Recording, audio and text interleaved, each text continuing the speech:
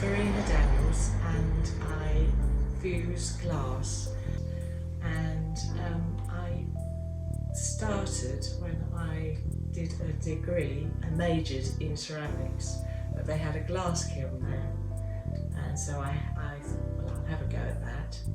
And so I made some large pieces initially for my final year, and because I'd made these large glass pieces, I thought naively that many people will come and want to buy these large glass pieces. So I thought I needed to have a large glass kiln as well as a ceramic kiln.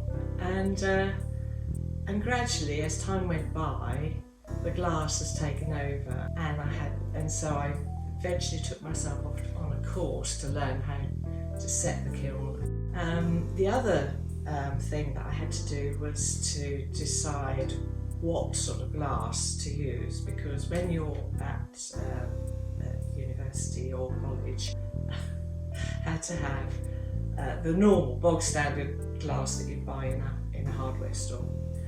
And then of course I got so that I could afford to buy the more expensive glass, and I had to make a decision whether to jettison the what is called float glass in the trade and go straight forward to the bespoke fused glass.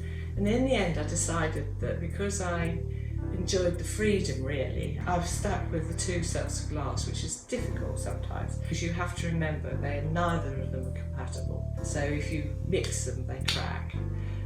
But so far, I've only done it twice, so that's pretty good going after nearly 20 years.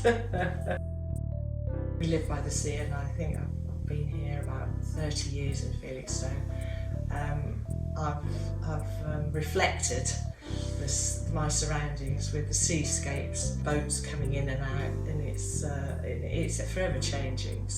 So I think also I'm a plant person, and I love plants and pots and everything.